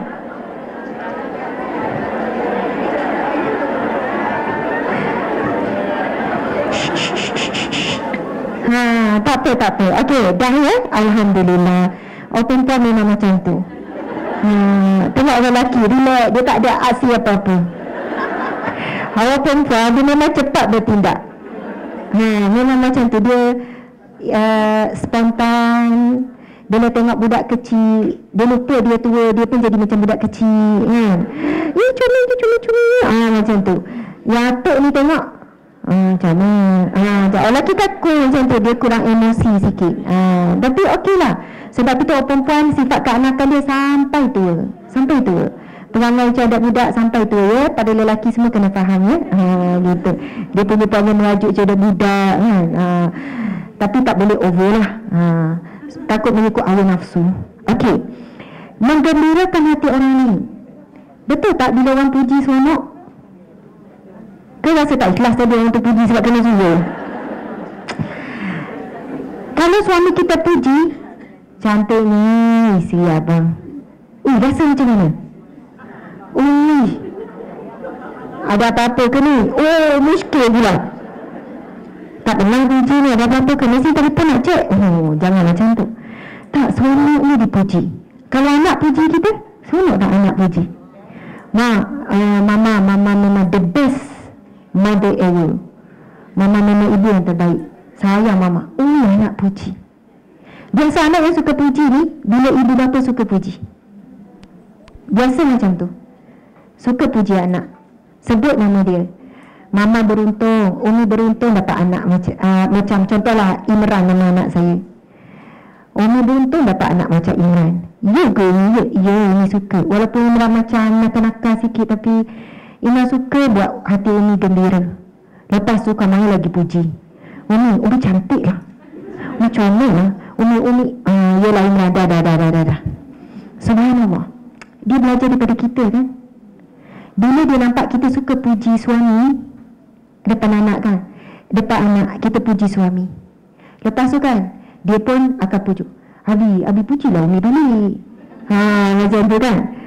Suami pun suka puji juga kan. Orang kata apa kan, buka pula cerita rumah tangga kan. Subhanallah, memuji dalam keluarga dia tak sampai takabur. Dia lain dengan pujian orang luar. Orang luar bimbang juga, takut takabur, jadi sombong, takut jadi ujub. Sebab ahli keluarga ni, mereka ni kenal kekurangan kita, buruk kita, malas kita. Orang luar tak tahu kalau dia puji tu, puji macam kita ni baik sangat lah. Tapi ahli keluarga yang kenal baik buruk kita, bila memuji, insya-Allah selamat daripada ujub dalam keluarga. Subhanallah, gembirakan hati. Lepas tu yang kedua Nabi jawab, membantu ataupun memberikan pertolongan kepada orang yang memerlukan. Ini sifat-sifat yang Allah cinta. Yang ketiga, memberi makan kepada orang. Suka beri makan. Siapa suka beri makan? Suka ya? InsyaAllah suka. Beri makan pada orang luar, buat makan. Ada orang bila dengar majlis ilmu, mesti dia hubungi. Contohlah kat sawah, saya nak sponsor cupcake. Berapa orang anggaran? 500 orang. Boleh? Ada ke cupcake hari ni? Tak ada. Tak ada. Saya bagi idea. Lepas ni kalau ada majlis ilmu, ambil peluang. Orang akan terima, happy tak orang akan terima? Happy. Siapa bagi? Dirahsiakan. Kalau tak dirahsiakan pun boleh. Ni ada hamba Allah bagi cupcake satu seorang, ataupun puding caramel pula. Alah, kalau yang petak-petak tu kan. Cuma kadang kita tak terfikir. Tapi gembira tak orang tu makan? Ramai mana pula gembira? Masya Allah. Menggembirakan, memberi pertolongan. Dia beli pula dengan orang yang susah, yang jual caramel tu, dia tolong pula, menolong. Dan yang keempat, melunaskan hutang orang. Sama ada dia beri hutang pada orang, dan dia tahu orang tu susah dan tak mampu bayar, dan dia berhutang tu kerana keperluan bukan kehendak, lalu dia halalkan. Ataupun dia dengar orang yang susah, ataupun suami dia susah, isteri dia susah, adik-beradik dia susah sampai berhutang, dan dia tolong bayarkan. Dia beza dengan hutang orang yang mampu bayar, tangguh bayar. Ini orang zalim. Nabi SAW bersabda, seseorang yang berhutang dan mampu bayar tapi dia tak bayar, sebenarnya dia telah menzalimi dan mencuri harta saudaranya. Ini kategori lain. Dia mampu bayar, di jalan sana sini tapi hutang tak bayar. Berdosa. Tapi kalau dah ada jadual, ikutlah jadual pun dia dah senang. Sebab perjanjian ikut jadual. Bukan kita nampak dia tiba-tiba macam ada rezeki melimpah ruah. Kan awak nampak dah senang pergi sana bayarlah langsam terus. Tapi ikut jadual perjanjian, orang tu nak ikut jadual juga, ikutlah. Itu kena ikut persetujuan awal. Jadi subhanallah, rupanya melunaskan hutang orang ini termasuk dalam perkara yang dicintai oleh Allah. Allahu Akbar. 4 perkara. Dan saya nak sudahkan dengan cerita, dengan kisah, iaitu namanya arwah Wak Kamilan. Siapa dah pernah dengar cerita ni? Angkat tangan. Dalam kuliah saya online kan, saya cerita pasal Wak Kamilan. Wak Kamilan ni insyaAllah 10 minit 12.30 kita berhenti. Saya faham, masing-masing ada urusan kan. Semua rindu kat suami masing-masing dah kan? Siapa ada suami kat sini angkat tangan? Tak berapa nak ngaku. Angkat. Siapa ada suami lagi angkat tangan? Ramai. Ini suami dah bagi kebenaran dah ni untuk lama apa semua ni ya. Okey ya. WhatsApp dia. Bang lambat sikit, Ustazah lambat. Tak apa salahkan saya. Suami Ustazah belum habis lagi. Memang betul lah. Sebab kan asalnya 11.45. Minta maaf ya. Arwah Wak Kamilan ni ayah mertua kepada kawan saya. Nama dia Khairun Nisa kawan saya. Saya dah cerita banyak kali sebab saya kenal arwah Wak Kamilan ni masa hayat dia, masa hidup dia. Dan saya pergi pada saat kematiannya. Dan saya dengar daripada isterinya, daripada anaknya, daripada menantunya tentang arwah Wak Kamilan. Arwah Wak Kamilan ini melafazkan syahadah yang sempurna 3 kali. Lepas tu lepas. Asyhadu an la ilaha illallah wa asyhadu anna Muhammadar Rasulullah. Sebab ramai yang boleh sebut pun Allah saja, ataupun la ilaha illallah, ataupun bila sang akhir tak boleh sebut. Ramai umat Islam sejam sebelum mati boleh lagi sebut, boleh zikir lagi, tapi dah dekat-dekat nazak betul-betul saat nafas akhir tak boleh sebut dah. Dah tercungap-cungap je sampai habis nyawa. Kajian hari ini sangat sedikit yang boleh menyebut kalimat Allah pada nafas-nafas akhir. Arwah ni disaksikan oleh anak yang duduk di sebelah, boleh ucap, dan sebelum meninggal, sejam sebelum meninggal, sebab dia dah tak boleh, dia boleh bercakap elok tapi dia tak boleh nak bergerak, diuruskan oleh anak dengan isteri, umurnya dah lebih kurang 60 lebih ke 70 lebih. Dia minta isi anak untuk bersihkan dia mandi, cukur, bersih semua, siap bedak, pakai bedak seluruh tubuh, minta dibedakkan, dia pakai bedak, tangan boleh gerak, bawah tak boleh. Lepas tu pakai minyak wangi, macam dia buat persiapan betul-betul untuk dia pergi. Lepas tu dia minta dengan isterinya ambil air zam-zam. Dia nak minum air zam-zam. Masa isteri dia pergi ambil, maksudnya sekejap sangat, isteri dia datang, dah nampak nafas akhir dilepaskan. Dan anak dia ada di sebelahnya menyaksikan dia ucap 3 kali, asyhadu an la ilaha illallah wa asyhadu anna Muhammadar Rasulullah. Dan ada beberapa perkara lagi beberapa hari sebelum yang saya tak boleh cerita secara umum. Sebab ia terlalu macam, saya dengar tu, ya Allah, menangis. Ya, macam tu, ya Allah, ya Allah, ya Allah. Persoalan kita, soalan saya, apa amalan arwah? Apa amalan arwah? Lepas tu menantu ni cerita, kawan saya, dia panggil saya Kak Asma, dia muda setahun ke 2 tahun. Kak, akak nak tahu tak, dia cerita pada saya yang bapak mertua dia ni sebelum 2 minggu sebelum ke sebulan sebelum kematian, dia koma sekejap. Memang doktor sahkan dia tak boleh respon, dia tak dengar, dia koma sekejap. Tapi dalam tempoh dia koma, dan ada video tu untuk keluarga je lah, dan video tu saya tengok non stop, Allahumma salli ala Muhammad, Allahumma salli ala Muhammad, Allahumma salli, mulut tak berhenti. Dan kadang tak sedar waya-waya tu dia macam ni, Allahumma salli ala Muhammad, Allahumma salli ala Muhammad. Kepala boleh bergerak, gerak sikit macam selawat non stop, 24 jam selawat non stop, tak berhenti. Kalau orang yang sedar pun tak mampu selawat 24 jam, non stop selawat, non stop, Allahumma salli, Allahumma salli. Saya tengok video tu menangis. Sebab kami sempat untuk solat jenazah, sampai dekat surau dah penuh orang, dan ahli keluarga buka. Masa tu kan kain kafan dah tutup wajah kan, tapi buka untuk saya, untuk suami tengok. Saya macam tak cam, padahal kami makan sama, saya pergi rumah, pergi pantai sama.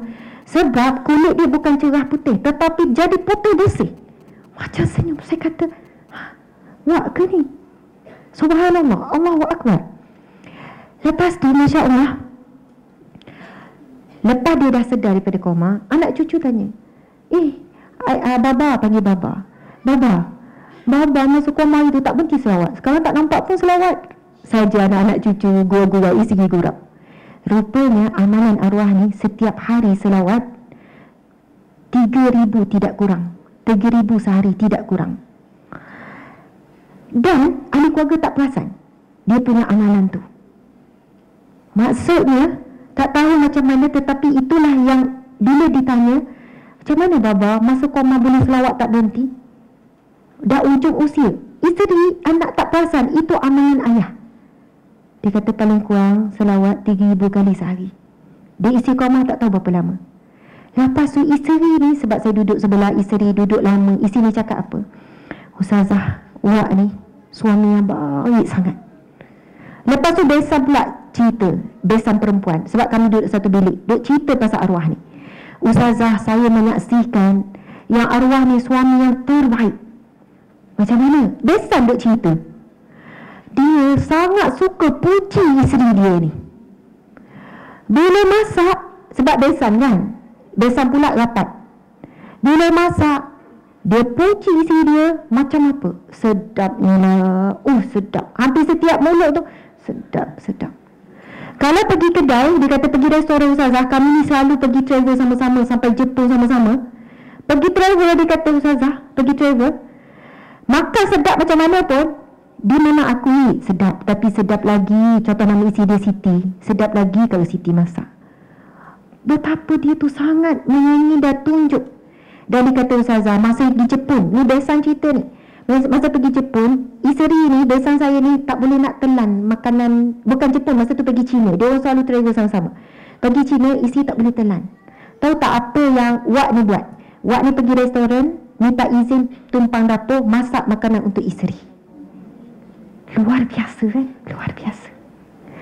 Sebab itu bila saya dengar, kebetulan nak dijadikan Allah aturkan, saya baca hadis tu pada pagi tu. Pada pagi kuliah Riyadhus Shalihin, habis je kuliah, saya terus pergi ke Melaka untuk hadir solat jenazah arwah Wak Kamilah ni. Dan ketika itu, bayangkan pagi tu baru saya baca hadis tu dalam kuliah. Bila saya dengar apa yang diceritakan oleh ciri-ciri atau amalan arwah ni, semua ada pada hadis Nabi tu. Lepas tu anak pula cerita, Ustazah, rumah kami ni selalu ada kereta, ada motor parking keliling. Kenapa? Orang kampung nak pinjam duit, memang dia orang akan datang meminjam dengan arwah Wak Kamilah ni. Dia bukan duit banyak, tapi kalau orang susah nak berhutang pasal nak belanja anak sekolah, dia orang tahu, dan dia orang akan tinggal kereta motor untuk jaga. Tapi wak tak bagi. Kadang dia orang tinggal juga berapa hari nak tunjuk serius. Dia orang nak minjam ni. Orang kampung, dia nak pegang janji ni, tapi wak, orang susah, wak halalkan. Wak halalkan hutang-hutang. Ambillah motor, tak apa, tak bayar. Tak apa. Ciri tu. Lepas tu suka bawa makan. Sebab itu bila pencen jadi polis, buka gerai makan, sedekah manjang. Hari seminggu sekali mesti bawa makan, jemput orang makan, suka bagi orang makan, dan suka menolong orang yang susah, dan suka gembirakan hati isteri, gembirakan hati anak cucu. Saya pergi rumah dia, dia masak gembira, gini. Lepas tu Ustazah, jom pergi pantai, belanja kat pantai, gini.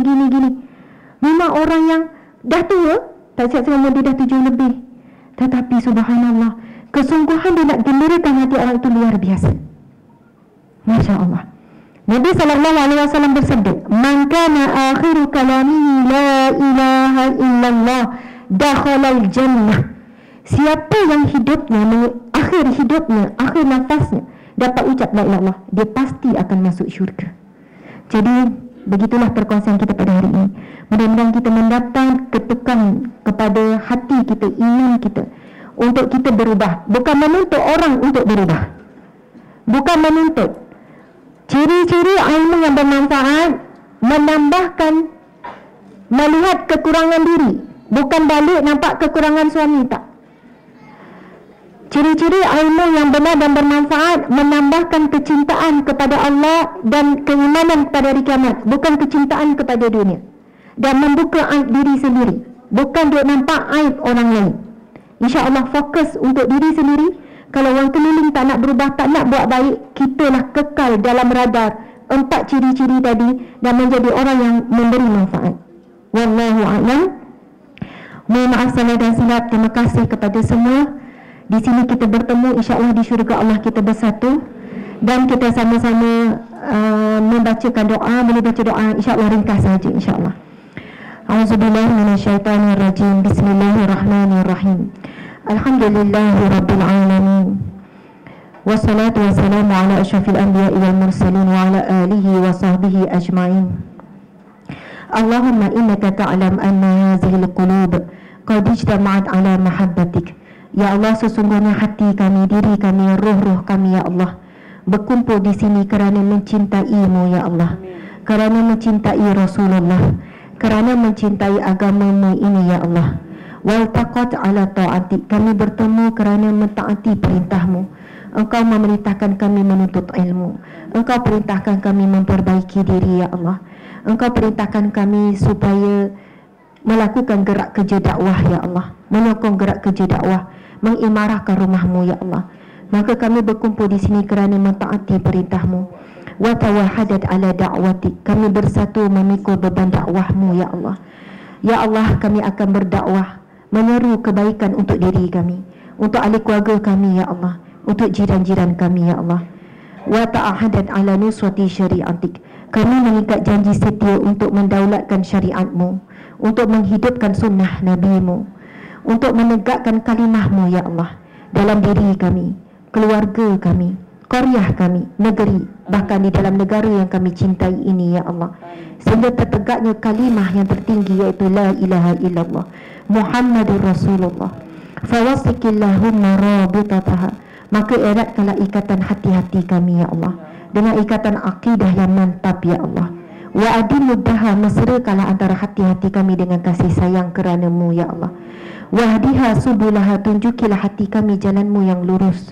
Washrah suduraha bifaidil imani bik, limpahkanlah ke dalam hati kami, ya Allah, limpahan keimanan, keyakinan kepadamu. Wa jamili tawakkuli alaik, serta keindahan bertawakal kepadamu. Wahiha bima'rifatik, hidupkan hati kami dengan mengenal-Mu, ya Allah, dengan mengenal dan mencintai merindui Nabi kami, dengan mengenal hakikat diri kami, ya Allah. Wa amita ala syahadati fi sabilik, dan matikanlah kami, ya Allah. Wa amita, matikanlah hati kami, matikanlah diri kami, ya Allah, matikanlah kami, ya Allah, di atas jalan-jalan kebaikan, di atas jalan-jalan menuju kepadamu, ya Allah. Ya Allah, pilihlah kami di kalangan para syuhada, ya Allah, dikurniakan mati syahid, ya Allah. Ya Allah, kurniakanlah kami, ya Allah, kematian saat kami menunaikan salat, saat sujud, ya Allah. Ya Allah, matikanlah kami dalam keadaan kami menunaikan ibadah haji, ibadah umrah. Kami ditanam dan dimakam di tanah suci, ya Allah, dan dibangkitkan dengan Rasulullah. Ya Allah, matikan kami dalam keadaan kami melakukan ketaatan, bukan dalam keadaan maksiat. Allahumma takhtim lana bi husnil khatimah wa la takhtim lana bi su'il khatimah. Allahumma a'inna ala ghamaratil maut wa sakaratil maut. Allahumma a'inna ala ghamaratil maut wa sakaratil maut. Ya Allah, kami mohon pertolongan-Mu, ya Allah, saat kami menghadapi sakit, getir, sakaratul maut, ya Allah. Ya Allah, ya Rahman, ya Rahim, berikanlah kurniaan lidah kami dapat menyebut kalimah la ilaha illallah Muhammadur Rasulullah saat akhir kematian kami, saat akhir hidup kami, ya Allah. Ya Allah, ya Rahman, ya Rahim, beban kami begitu besar dan begitu banyak. Sebagai seorang ibu, sebagai seorang ayah, isteri, suami, anak, jiran, adik-beradik, ya Allah, begitu banyak beban tanggungjawab amanah di bahu kami. Namun kami meringan-ringankannya, ya Allah. Kami tidak begitu serius dalam menjalankan tanggungjawab.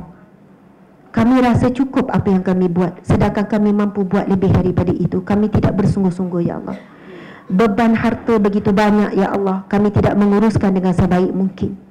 Kami tidak sebenar-benar sesungguh-sungguh menyumbangkan kepada agama-Mu. Kami begitu sayang dan menyimpan banyak untuk kami, sedangkan kematian datang bila-bila masa, ya Allah. Yang kekal adalah apa yang kami sedekahkan. Ya Allah, berikanlah kami hati yang tidak menyayangi dunia melebihi akhirat, hati yang tidak menyayangi diri melebihi daripada Rasulullah dan agama-Mu ini, ya Allah. Ya Allah, ya Rahman, ya Rahim, janganlah, ya Allah, biarkan kenikmatan dunia, pasangan, anak-anak, segala harta mengamburi cinta kami kepadamu, ya Allah. Ya Allah, ya Rahman, ya Rahim, kami takut, ya Allah, akan kematian kami sendiri.